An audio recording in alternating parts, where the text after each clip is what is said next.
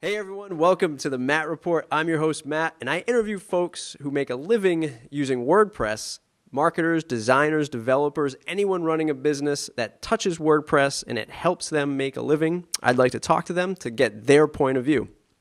I try to do this to help folks improve their WordPress business, in business and in life. And today I'm joined by Mike Vardy. Mike, how are you? Great. How are you? Thanks for having me. Good. So I'm bringing Mike on today for an angle to help us talk about productivity, time management, all that crazy stuff that the young freelancer who's just graduating into the scene of freelancing thinks is going to be super easy to manage their time, work from home, and all that good stuff. So Mike, why don't you give us the 2-minute drill, the 2-minute warning of what you do and who you are? I run a blog, a website called productivityist.com, which is on WordPress. And I'm the author of the new book, The Front Nine, How to Start the Year You Want Anytime You Want. I've been the managing editor of lifehack.org, which was also a WordPress blog. I've worked for The Next Web. I still do features for them every once in a while. I also have written for like a ton of sites. And I consider myself a productivityist, which is a productivity enthusiast / specialist. My goal is to help people make more out of the time they have, focus on tasks, not so much on time, and be more efficient and effective with whatever they do. That's awesome. Little side fact, and I don't even know, we didn't even talk about this before the show, and I don't even know if you remember, but many, many moons ago, when you were an editor at Work Awesome, I believe. Yep. I remember jumping into the scene and learning who people were, like Chris Brogan, Seth Godin, and saying to myself, I need to write a blog, I need to start a blog, and I need to guest blog. I heard that was a great way to get traffic. And I submitted an article to Work Awesome, and it was my first, guest post of any sort, any reach out ever. So it was that nervous moment, like, I'm not a writer. I didn't do well in school at writing. I don't think I can formulate a proper sentence, but I'm going to try this anyway. I'm going to go out and do it. And I submitted my article to you, and you responded back saying, this was awesome. This was great. I really like these points. And you had a couple edits for me to make, and it was posted on Work Awesome. And I was like, this is amazing. Yeah, absolutely. And I remember, your name crops up from time to time, and I'm like, oh, I remember those posts. And Work Awesome was a great experience. Yeah. And they've since shifted ownership. They were owned by Advato, and now I think Tina Sue of Think Simple now does. And they continue the trend of helping people do awesome work. And again, a WordPress blog. Yep. So let's talk about a little bit about that. Let's talk about kind of running a publication like that and the benefits, because a lot of people don't realize that you don't need to be a WordPress developer or designer to kind of give back to this ecosystem. You could be using WordPress at a publication like a Work Awesome or all the other ones that you have or you've been involved with. From the point of view of running WordPress, how is it to manage authors and guest bloggers? Does the software do what it's supposed to do? It's gotten a lot better. When I first started out, it was interesting because everyone can kind of run their sites differently. So you could have, there's different permissions for different authors. So I generally had the highest permission level because my job was to kind of curate and have some element of control. But by and large, with stuff like Editorial Calendar, which is a great plugin that kind of allows me to kind of schedule and move things around, the ability to have like pending review, to have different scales. And I know when I was working at Lifehack, there was definitely like you'd submit the draft, and then it would go to the editor, and then it would go to SEO and all that stuff. So I think WordPress, because it is so ubiquitous, I think it's one of those ones you can really a multi-author blog. It's ideal for that, and it makes it easy to. You have one point of entry. For when I was doing it, and I was able to just kind of go in and say, okay, here's where the people are that haven't, they're still working on these drafts. So I can go in and there's certain plugins that allow you to make notes and stuff like that. So, if you're running a multi-author blog, or even still, if you're running a blog that you're going to allow guest posting at, WordPress is the best because most people know it. You know what I mean? And nowadays, when we were getting applications in for writers, the first question we ask is, you must have, not question, but statement is, you must have a working knowledge of WordPress. Mm-hmm. Because, and there's tons of resources, notwithstanding what you do here in terms of what you do, but there's lots of resources for writers. And if you go to ProBlogger.net, everybody's saying, okay, you better know how to use WordPress, because if you don't, then you're not going to be able to do what you did at Work Awesome, which is guest posts. So Right. it makes it a lot. WordPress makes it a lot easier to manage something like that, as opposed to like the old content management systems of yore. Yep. Is there a de facto resource that you might send a contributing writer to learn WordPress? Somebody who may not even know it at all. Well, I mean, we have up here, I'm in Canada, Victoria, BC. We just had a WordPress, like a WordCamp, which are fairly common. If you have the ability to go to a WordCamp in your city, go, because it's reasonably priced. I think they're what, like 20, 25 bucks. Yep. You're gonna get to see a range of expertise. So from the beginner, novice, all the way to advanced. And actually, a true story is I still do some writing for some people and manage their WordPress blogs. It's one of the freelance things that I still do. And there's one person in particular I was doing this for, and I did a keynote at the WordPress Victoria one in 2012. And I said, well, I'd like to bring this person along. And I knew full well this person was not going to learn how to use WordPress to the degree that it can be used for. But the reason I brought her was to show her that there were 300 people in our city that when I can't do this anymore for her, she at least knows there's at least another 299 that can. Yeah. So that, I think, is the biggest benefit of going to one of these things, is you get to see the community that is there. And I mean, not just online, which is huge, but offline.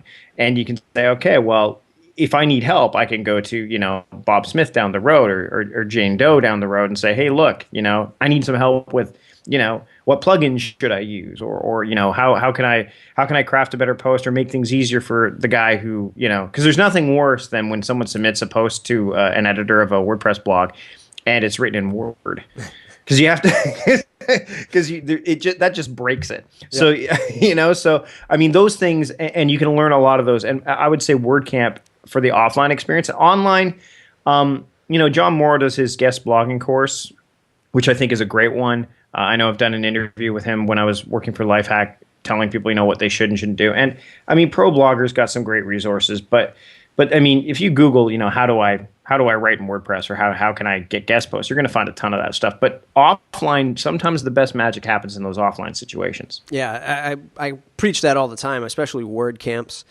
We always talk about the value of that, because one, it's only, like you said, it's like $35. Sometimes it's 2 days. You get lunch. Mm-hmm. Far and beyond much more value per dollar than, say, like Blog World, which might be like thousands of dollars to attend. Yeah. And then you're sectioned off. You can't go to certain booths. you can only have carrots. You can't have a sandwich. That kind of thing. So super important to attend those. Right. And NMX was, Blog World's become New Media Expo. And for that, for most people, and I just came from that. I just spoke at it on a panel. And it's more for people who are really, like, I would say, at the point where they're going to be doing this for a full-on living. You know what I mean? And that's what they're either marketing, they're using it for, there's different degrees. And I think for the beginner, especially the person just starting out, I started at a WordCamp, and I think you go from there. And the nice thing about it, again, is that I started at a WordCamp and I spoke at the first one, I spoke at the second one, then by the time I was done, I was keynoting. So you get to grow with the community just as the community grows with you. Do you remember the first time you used WordPress? Was it at a publication, or was it your own? It was on my own. It was for when I was when I moved. When I first started, I was doing productivity parody. So I was basically doing to productivity what Stephen Colbert does to politics, which is weird because I've become the very thing that I was making fun of. But I was using a content management system called Joomla, and I realized that I didn't want to be using that anymore. And so I met a local guy, and he said, we'll move you to WordPress. And so I was doing it with my own blog initially. And I'm pretty tech savvy, so I was able to get my head wrapped around it pretty quickly. And I think for anyone starting out, when they're using, have your personal blog and just put it in WordPress to start. There's Tumblr, there's, even get a self-hosted WordPress, because at least then you're going to get, or not self-hosted, WordPress.com. Yep. Just go there and start, because the community's there too, which is huge. You won't be able to use all the plugins and that, nor will you be able to modify the themes as much, but it gives you a good, launching point. And then you go from there. And I was on my own, and from there I was able to screw up in my own realm before taking myself out to Work Awesome, which is where I wrote for Work Awesome first, and then beyond. So I mean, that's what I would suggest. Just start with your own. Yeah. So for folks that don't know, there's a difference between WordPress.com and WordPress.org. .com is they host it. You go and you sign up, but you can't really break WordPress. You don't have that full control. It's when you want to get into that more SEO, blogger, full control scene, like a lot of us dive into. You have to download it, install it on your own, and then you get to really customize it and try to do things to convert leads and to rank for certain keywords and things like that. So there's a little difference. Let's talk about being that virtual worker, which I've seen you since I've known you from Work Awesome to where you are now. What's it like to be that virtual worker, and how do you keep it all under control? It's interesting because I'm a stay-at-home dad as well. So I mean, I've got a 2-year-old at home. My daughter is in school, but she finishes at about 2:48. She finishes at exactly 2:48 every day. And then there's pro D days and stuff. So I have to manage that because my wife, works outside of the home. She's an acupuncturist, so she's at a clinic most of the time. So for me, it's interesting because like today is what I would call a heavy lifting day. So we're recording this on a Thursday, and for me, I take that day because my wife actually is at home with my son, and so that's the day where I really bear down and write. So what I suggest for people who are working in the virtual world is that you kind of time chunk, and you can time chunk by the hour, by the day, by the week, whatever. For me, I have what I call heavy lifting days and then light lifting days. And the light lifting days are days where I go through emails and make sure that that's all sorted. Maybe get close to inbox zero if I decide I want to go that route. I'll do some thinking, some stuff that if I can be basically light lifting is I can afford to be interrupted. I can afford to have the diversion, the distraction. Heavy lifting days, doors shut. I'm writing. I'm doing this stuff. I'm working on a project. I'm doing interviews. I'm recording podcasts. I'm doing, like today we recorded the Mike's on Mike's podcast. And we had Jonathan Colton on, and it was very much like, this is a day where I cannot be interrupted. I can't. So that's what I would suggest, especially if you're a virtual worker, and you'll know by your energy level. And the thing is once you start to say, hey, here Monday is a heavy lifting day and Tuesday is a light lifting day, your body gets used to that. Another thing that, as a virtual worker, you don't keep regular office hours, right? So, I mean, you could work literally 24/7. I mean, Scott Stratton put a video out on Google Plus today talking about like our employees 24/7 at this point. In a lot of cases, they are. For me, I say don't fight your body clock. Some people are like, I need to get up at 5 a.m. and go crazy. And if that works for them, that's great. But if you're a night owl, don't try to become that early riser, because what happens is you spend all your energy trying to do that you actually get less done. So just trust what your body is telling you.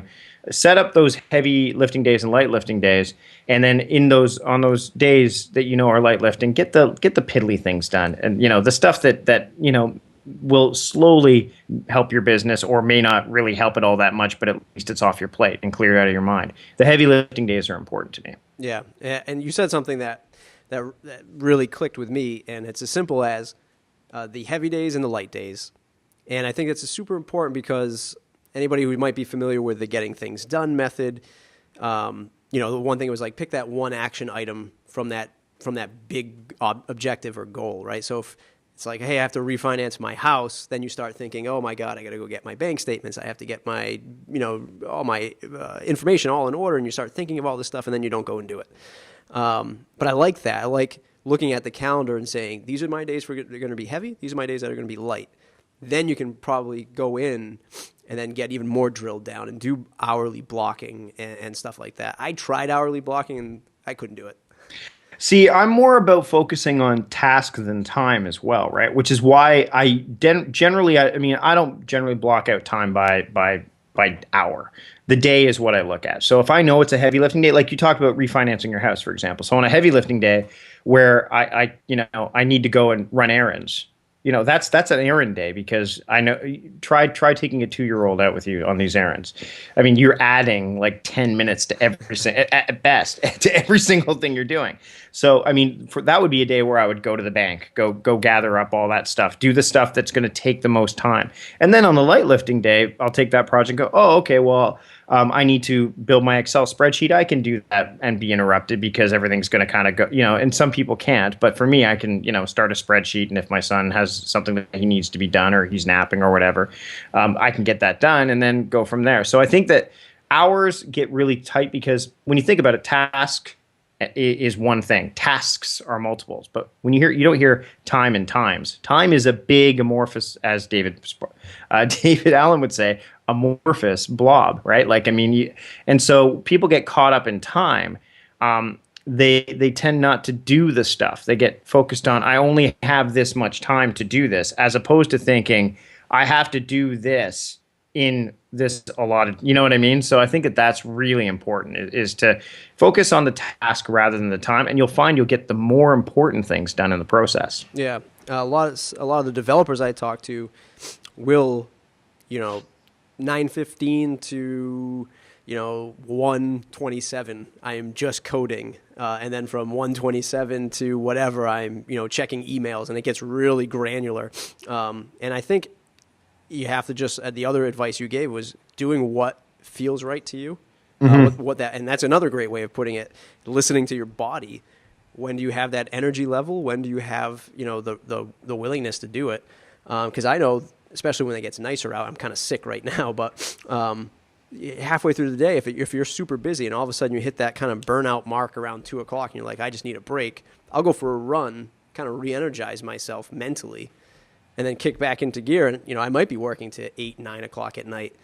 But you're not going to know. It's going to take time, right? It's going to take a little bit of time for folks to kind of feel that out. Yeah, you got to do the front end work. Most people don't want to do the front end work, which is the reason why getting things done often doesn't work for people, because they're like, what do you mean I have to capture everything? Well, you don't have to capture everything, right. But you have to get in the habit of capturing, which means you have to capture everything at first. And then you get better at understanding what's worth capturing, what's not.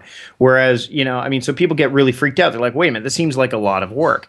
It's like anything else. When you're building a house, it takes a lot to do the initial stuff, to build the foundation. But then once the house is built and you're like, okay, I need to put up the wainscoting and I need to paint. That stuff's a little bit easier because the house is already there. So you've already, where you're going to do it. Yep. But if you don't have that foundation and you don't do the front end work, then you're going to be spinning your wheels. So, some people won't use David Allen's method at all. And that's cool. I don't use all of what David Allen talks about either. And he's very clear. It's not a system. It's a systematic approach.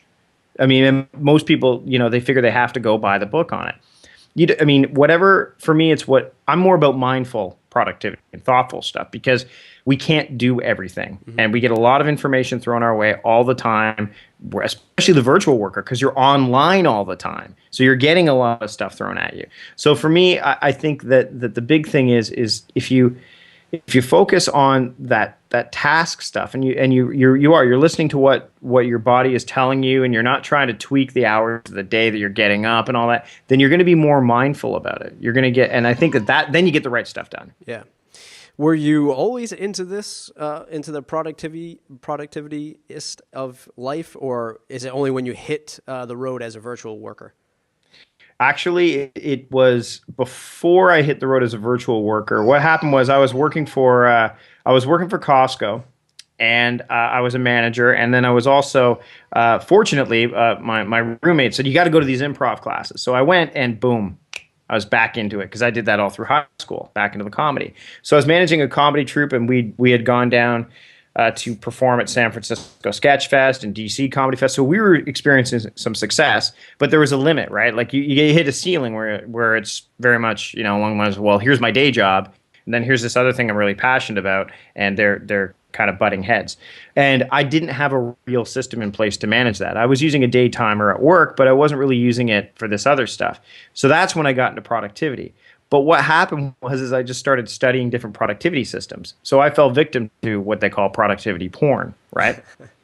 and so I was watching an episode of the Colbert Report when it hit me. I'm like, I am doing productivity, not I'm not being productive. I'm doing productive. And so I'm like, I should be making fun of this. I should take my comedy and turn it into this. So I created Effing the Dog, which became Eventualism. And through that, I got the attention of David Allen's company and the GTD Times and Work Awesome. And so by pointing fun at it or poking fun at it, but knowing a lot about it, because you can only satirize and parody what you know a lot about. That's how I became this productivityist that I am now. So I didn't fall into it, but it wasn't the direct path. And I have to say that because I took that path, I was far more prepared when I became that virtual worker because I had studied it. I would not recommend doing what I did because it takes you end up spending a lot of time learning about it. So if you want to be a productivity blogger, do exactly what I did. But if you don't, if you want to do other stuff, just pick a few RSS feeds. Productivityist.com is a great place to start. But there are, Lifehack. Patrick Rohn writes some great stuff. Michael Schechter, Better Mess. Get familiar with it. Don't immerse yourself in it. And then that'll help you kind of figure out what will work for you, what won't work for you. And then, you have to connect with what's in here. So, yeah. And let's talk about productivity porn real quick now that you've brought that up. And that's an awesome phrase because I fall victim to it. I think a lot of freelancers and anyone who's an entrepreneur fall victim to it. If you're familiar with like Mixergy.com, Andrew Warner, you'll be watching interview after interview, and then you find somebody else, maybe like The Rise to the Top and Chris Brogan's podcast, your podcast, and now, before you know it, we've got 14 hours worth of daily podcasts to listen to. We're reading articles, we're putting stuff in Evernote. Everything now is, especially like if you look at Copyblogger, it's always content marketing. Is the next big thing going to be how we cut down on all this content? Is that going to be the next big thing? How do we pull ourselves from all this information flying at us? I think so. I think we're on the cusp of sort of more mindful and thoughtful approaches to what we do, and not so much of I'd say careful consumption. Think about it with television. What happened with television is we had cable, or we had basic cable. We didn't even have all those stations. There was no 24-hour news cycle. It was just, at the end of the day, the TV would go off the air. They'd play the national anthem, and then the bars would show up, and that would be it. Yep. Is there a station that has that now? It's funny that you say that because I remember that. There's probably a station that just plays the national anthem 24/7 now, and maybe one that has the bars. But that's the way it works now. But now we're seeing with Netflix and with Hulu and with things like is people are saying, I don't really want to watch everything. I want to watch the things I want to watch. Right. So they're curating it there. And there's ways that, again, Netflix allows you to take a look, and Hulu, you can, so I think we're going to see that with the internet as well. Clay Johnson wrote that great book, The Information Diet, which I highly recommend people read. There's a lot of stuff in there that it's a tough read. It's a long read, but it's a good one because I think what's happening is we get this fire hose of information coming at us, and we don't get as much done because we're focusing on consuming rather than creating. So I think we're seeing more of this thoughtful, mindful approaches, not just to content, but to productivity, to workflow. Remember when WordPress started, you wanted every plugin. You wanted plugins to do, and what happened? It slowed down your site. It would make things, and then you'd have 20 social sharing WordPress plugins that you'd which one did I use again? Which one's better? I don't know. So, and the same thing happens. Would you listen to what say Lifehacker says over Lifehack, and they're both saying the same thing? And so I think you're seeing a lot more careful consideration of what people consume, and I think that in turn is going to lead to more careful consideration of what people create. Yep. And hopefully, there's the book I'm working on now. The Front Nine's out, and I've been gathering information for my next book. But I think we're going to see a productivity shift to more checking off the right boxes as opposed to checking off boxes, and I think that's going to go across the board, and I think it's going to hit the mainstream too, which I think is incredibly not only important, but it's going to be interesting to see when that happens, because I don't think everyone wants to see that happen. Mm-hmm. And I just want to let folks know I'm bringing this up because if you are a freelancer, this stuff can kill your day. Like if you are just stuck in RSS Reader or newsletters, Twitter, LinkedIn, it can really drown out your day to the point where you're at the end of the day and you're like, I haven't got anything done. I've been consuming and learning, but you've consumed and learned so much, you can't even take anything away from it because you've melted your brain, and then you just don't have any more work hours and you don't feel like working. You bring up I think another good point to mention is I mean, when I talk about social media with people, I say, it's important to, I say, just pick three social media outlets, claim all the ones that you all the new fancy ones, because that you get your yayas out that way. But then what you do is, in the information, in the about section, just put, hi, I'm Mike Vardy. You won't find me here, but you'll find me here. Hyperlink it to your website. So bring everybody back to your site, because that's where the real stake is. All social media is all just sizzle, right? This is the stake. So I pick three, and there's no right three for any one person.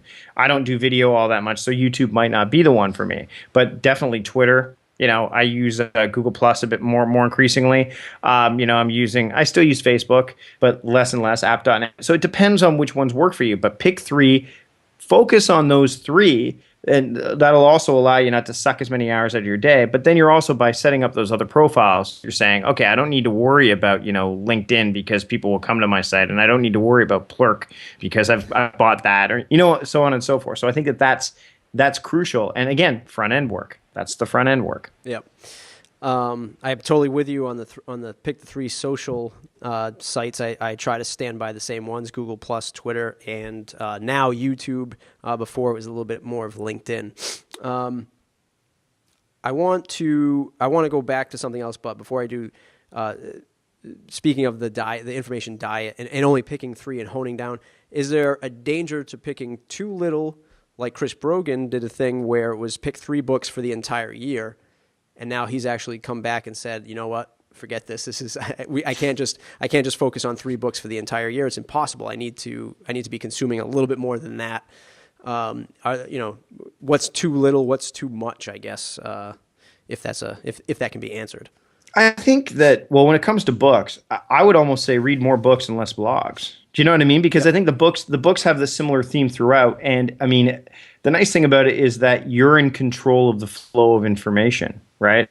I mean, if you're using your Kindle or your iPad or for me, the Kobo or whatever, you're able to go, okay, I'm done, and you stop it, and then you go back to work, right? Plus, you're disconnecting yourself from. I mean, the thing I like about the iPad and e-readers in general, but the iPad especially, is that most people use it as a content consumption device. I use it also as a content creation device, and even though it can multitask, it really can't. You only see one thing on the screen. So, I mean, when I'm writing on my iPad, all I'm doing is writing. When I read, I'm just reading. I can't do much else. So, and the other way you can kind of get away from the consumption, as opposed to too much versus too little, is I don't use my computer to read. My RSS feeds are on my iPad. I use Reader, and I check them first thing in the morning before I really get into any email. I mean, email, it's what for lunch as far as I'm concerned. But I think that if you limit the access points, that will help, because there is a lot of great content out there. And I would hate to say don't read this person, but read this person, and don't read this book, but read this book. But if you pick the devices, like my Kobo and my iPad are the place. I don't read on my iPhone either. I do social media on my iPhone, but I don't do it on my iPad. So I think if you take the device and say, what do I want to use this device for? What do I want to use this thing for? That'll help you with content consumption. And I mean, on my computer, I am doing what we're doing right now. I write, I fine tune, because there's certain things that you can't do on the iPad with WordPress and with, it's just in general. So it's my all-in-one. But the other ones, if you pick and are conscious and again, thoughtful and mindful about your approach to those devices, you're going to have a much, much better time with how you deal with the information coming your way. Yeah, that's a great point. One of the questions I typically ask the successful freelancer is how they've dealt with the $500 client who comes to them and wants the world. But you brought up a good point about how people are going to be, us as freelancers, are going to be more mindful about our productivity. So I kind of want to combine this question. How do you deal with that 500 low price client, and will they be mindful when we are trying to be mindful? Are they going to be mindful of our time as we're trying to be mindful in productivity? Do you see that just clashing? Yeah. Well, it's interesting because when it comes to my freelance work now, I will have no more than 3 clients. I kind of do the Mule Design. Mule Design, Mike Montero, with Mule, they only have 6 clients. 6, that's it. And they will have no more. And that way they can do their best work for those 6 clients. Now, because I'm doing my own stuff as well, I choose 3.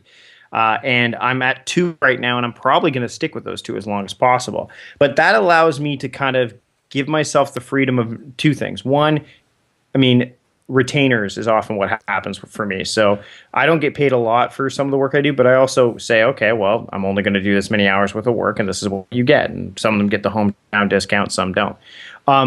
The other thing is you have to set boundaries. Like one of my clients tries to email me after 5 p.m.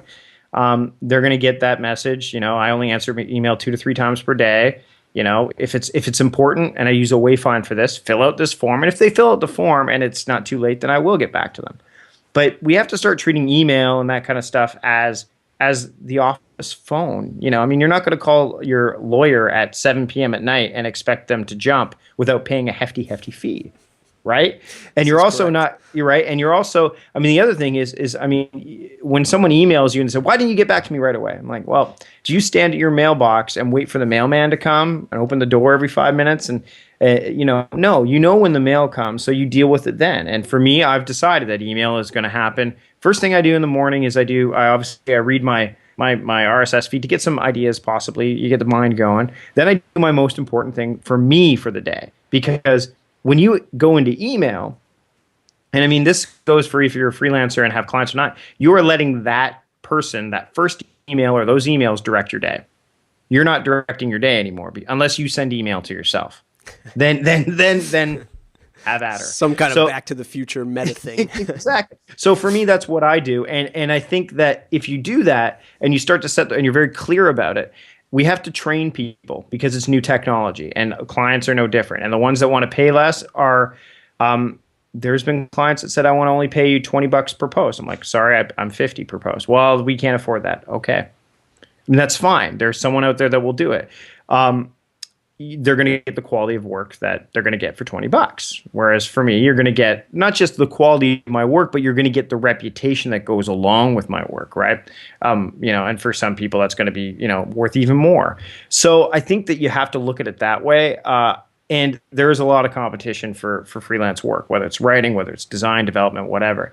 And I think that it's all about focus as to, okay, here's what I'm going to focus on. I'm going to focus on these aspects of my freelance business, and I'm going to charge this much. And in a lot of cases, what I'm seeing some people do is they say it's $3,000 and you get this.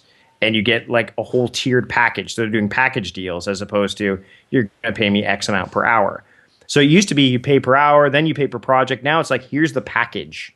Buy the package and then retainer afterwards or not. So I think we have to start rethinking that and think a bit outside the box so that way we can, afford to make a living doing it. Mm-hmm. And that's how I look at it. I mean, I'm in a position now where, I do some stuff I do affiliate stuff on my site and that. So I'm making enough money to work it out. And the other thing is, honestly, when it comes to financial approach, I was speaking about this the other day to Jared Latigo, and I said, the hockey strike. As a Canadian, I was deeply affected by this hockey strike. But there was nothing worse to see millionaires walking down the street to go talk to billionaires about a few dollars and cents when the person that goes to see the game only makes, $40,000, $50,000 a year. To me, yeah, their careers are shorter than ours. Adjust your lifestyle. So if you want to do what you love to do, you're going to have to make some choices, and especially initially. My wife and I do. My wife's an acupuncturist, and I'm a freelance writer on the internet. So that probably gives you an indication of how much money we make. But our lifestyle is aligned with that. So when you do that, you have the freedom to make more choices. And yeah, that may not mean that you can't afford the latte every single day that you want, or the really nice bourbon. Although I do have some really nice bourbon. But you set aside that. So I think that all those things play into it. And again, when you're mindfully approaching these things, when you've got the front end work done for productivity sake, you can say, okay, I can be clear-headed and make those decisions. Yeah. I hope that answered your question. It was a long diatribe, but I think I covered some of the points. Yeah, no, I think it's something that people should definitely be aware of. And the first thing that I do, there's 2 problems in the WordPress community and probably in writing and in every service industry. The $500 client is both the person asking for a WordPress website for $500, and then there's the person who's out there pitching the $500 WordPress project, which is bringing the value down for the higher tier stuff. And I think that where my little spiel is I'm out to kind of quash that, right? I'm out there trying to let people know how much of an art and how much value goes on behind building this stuff, and that to the folks that are pitching it for the low price, there's a lot more you should be doing, which would then increase what you could be charging if you were doing it in that scalable approach. And I think you hit it right on the head, with saying you go from, you do what you got to do to get the ball rolling, to make the money. And if you're starting out at the $500, that's no problem. You just keep going, but then you start to keep elevating yourself. You go from the hourly to the project price to now the package price. And what is this overall value you can produce for somebody for a bigger dollar? And I think that's super important that people should take away. And no matter how much you're getting paid, do your best work. Exactly. Because if you are getting paid $500 to a website and you're like, oh, I'm worth $1,500, and you do $500 work based on your $1,500, if you say, oh, well, I'm only going to do $500 worth of work, then you're only doing yourself a disservice. And yeah, it's a bit of a piss off when you have to do that, but then that's when social media comes into play. That's when because you just never know who's going to see it, and they're going to go, wow, look at this design. And then, you elevate me. And like I said, I used to get paid $20 per post. I don't get paid $20 per post anymore. Mm-hmm. I used to not get paid to speak. I now get paid to speak. Mm-hmm. So it's all about, you're right. It's about scale, but never present your work in a way that is going to be less than what you would expect if you were getting what you expected to get, if that makes sense. Yep, totally does. Showing the value and then delivering on either that promise or that support. Yeah, let the others suck. Don't you suck. Yeah, exactly. Just real quick, do you get people that will pitch to you and say, can you do some guest posting and it's going to be $20, and then when you come back and say it's going to be 50 or more, do you find folks say, oh, okay, I'll pay you, or yep, okay. Yeah, I've had a few. And I mean, that's the thing is, if that's your fee, that's your fee. Come back. And if they say, we'll pay 20, and you say, I'll pay, no, it's 50. And they go, okay, well, we can't do 50. Can we do 35?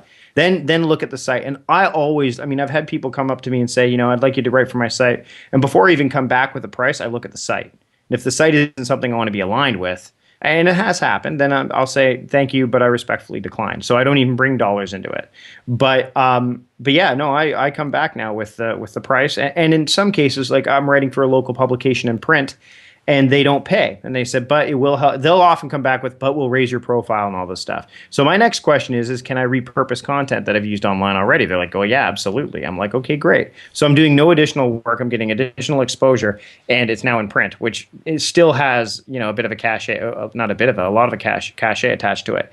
So we're all winning here. So sometimes you have to make those calls, but again, you have to be clear of thought. You can't worry about, oh, and then I have these 30 emails to answer, and oh, I haven't done that. That's where you have that, when you have a clear mind, clear thought, and you've got that sort of mindful approach to it, then you can make better decisions. Mm. And those decisions sometimes aren't always about money. They're about exposure or about what you can and can't do with your time. Mm. That's awesome. It's good that they allow that, but it's also a benefit for you, and win-win situation all around. Mm-hmm.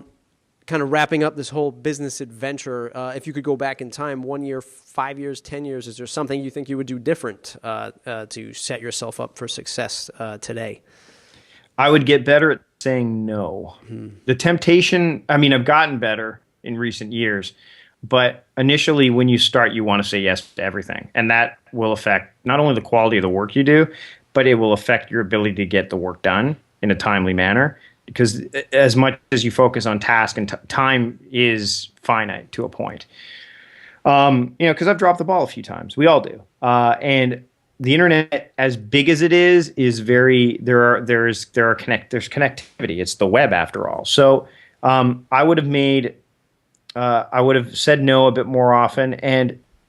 But the one thing I wouldn't have done differently, and I think this is almost more important, is I would have continued to take the risks I've taken. I left Lifehack knowing full well I had a regular paycheck coming in, but I also knew that I was, going to be able to earn so much more doing it on my own. I left the Next Web as an editor when I realized I'm not a reporter. They were paying. Yeah, I'm not a reporter. I'm a writer. I can do the feature stuff, but I was not a reporter. So, as long as you're upfront, and the other thing that I would do is whenever you leave something or walk away, give them 2 weeks notice is no longer enough on the internet. So I gave everybody a month. I said, and that also gave me a month to set myself up. That's awesome. My son, of course, just comes in. So, and the other thing I wouldn't do differently is I wouldn't not stay at home. That's great, son. Can you go talk to mommy now? Thanks, buddy. That's the reason I do what I do. Yep. I get to stay home and be with him. So, awesome. Did he just set a fire off? No, my wife just set the fire alarm off. It is. There we go. So the house is not burning down. Everything is cool. Yeah. That's great. All right, so let's get into the next segment, which is what's in your toolbox. And you brought up things like productivity porn. I know you've done a bunch of reviews on to-do apps, task apps, stuff like that. What do you use as a piece of software besides WordPress or a hardware device that you need every day to get through your daily routine? When it comes to what I use every day, I mean, I use all three. I use my MacBook Air is the 11-inch MacBook Air is kind of my hub. So I use that for writing. And I mean, I don't use it for task management as often for like the regular task management. And I guess when it comes to apps, OmniFocus is my go-to app for individual task management. And then Asana is my for collaborative. And I love another one called Flow that's developed here in Victoria by MetaLab. But the barrier to entry for that for most people is price. Asana is free for up to 30 people, whereas Flow, which is like $10 a month, and it's worth every penny. But you know, some people, especially people who are new to productivity, aren't going to pay that. So that's the pain point there. When it comes to writing, I use Byword for blog posts. I use Scrivener for writing books. As I mentioned earlier, the iPad is mainly used for reading, writing when I'm on the go because I can take it with me anywhere. And I'm still on my iPad 1, by the way. Yeah, me too. I'm still on my original one, and I don't think I'll go with the Mini because I do a lot of writing on it, and I don't think that writing on the Mini is gonna work for me too well. And I use my iPhone for social media connection, that kind of stuff. And and the main portal for my OmniFocus is on the iPad, mainly because of the weekly review aspect and the forecasting. In terms of other apps I use 3030, which is a great app. So what I'll do is I'll take my day and kind of say, okay, what am I doing today? So I'll go into OmniFocus, look at what I have, move some of those apps into 3030 so I can, if I decide like for writing, I've got like 2 hours, so I will pick 2 hours of writing time. I won't say I'm going to write from 9 to 11. I'll just say, today I want to write for 2 hours. So I use that, and it's available on the iPad and iPhone. I also use My Minutes, which is great to track what Cal Newport calls deliberate practice. So it tallies how much I've been spending writing, so I can say, oh, I've spent 86 hours writing, this month. So I use that. There's several other apps that I use. I also have I use paper a lot. I sketchnote. I use sort of it's not a form so much, although I am creating a form for it. It's kind of like a Day Connect thing or a productivityist progress planner where I'll write down what I need to do, and I'll normally do this like first thing and after I'm done reading is what I kind of want to do for the day.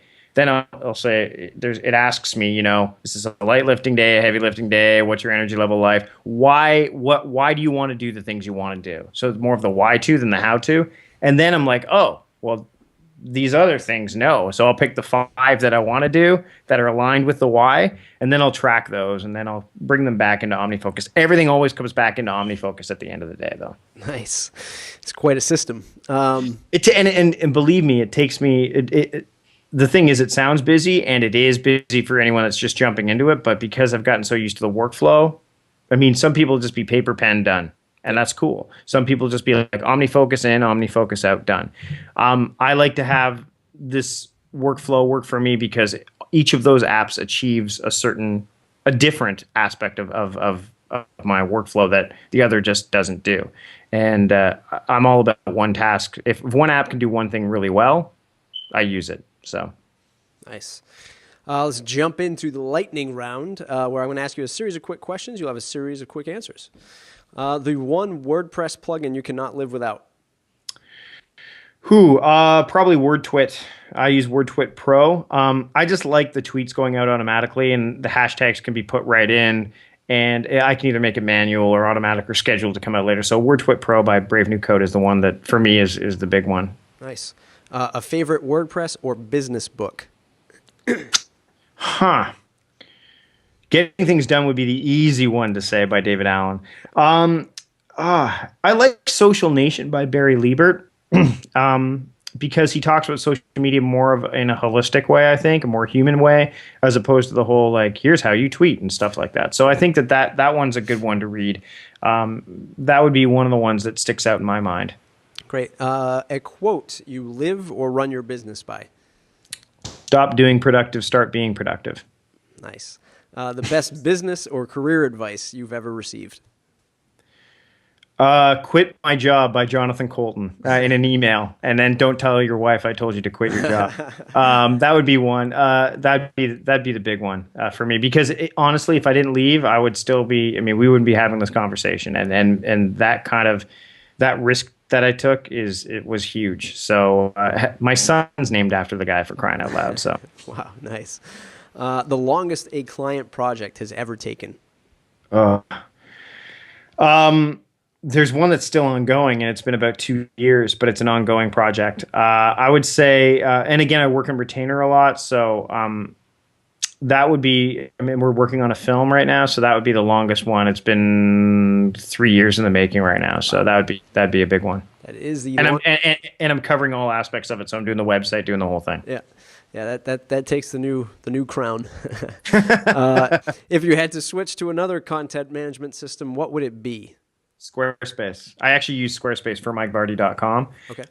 Just because it's got a lot of what WordPress offers, and the thing I really like about it is everything in one place. So you don't have to worry about, is my WordPress database corrupt, or is it the host, or is it whatever? Everything's there. So I would pick Squarespace. Great. Who should I interview next?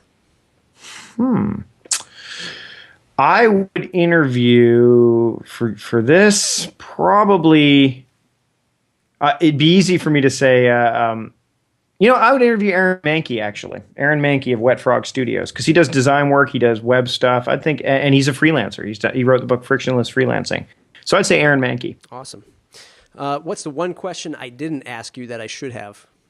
Why didn't you lock the door to your room sunburst? I love live action on the show. I guess what keeps me on task would be one. And actually, I'm looking at it right now. I've got visual touchstones everywhere I've got the beat resistance plaque from Seth Godin that came with Stephen Pressfield's Do the Work. I've got a vision, the Marvel superhero vision from the Avengers. That reminds me of my vision statement. That's on my desk. I've got the priorities symbol. What I did was I took a successories frame. And it's going to be hard to see because of the glare, but there it is. Nice. So that's my kids, and that just reminds me why I do what I do. And then they bought me this year for Christmas. So that willpower that the Green Lantern, because that's honestly a lot of the thing that keeps you going, is the willpower to keep pushing through. So visual touchstones for me are one of the things that keeps me on task. So if I ever get stuck, and the weird thing about the new desk I've got, my wife gave me her writing desk, is that I look straight ahead and I see myself in the mirror. So it all kind of goes across. It's very surreal. It works a lot. So I'd say if you have the ability of anything that is visually applicable, use that. I mean, I even have this thing that my kids got me, which is the easy button by Staples. Yeah, we have one of those here. It's easy. So you do that whenever I finish something that I thought was particularly hard or I wanted to get out of the way. That's awesome. That's an awesome answer.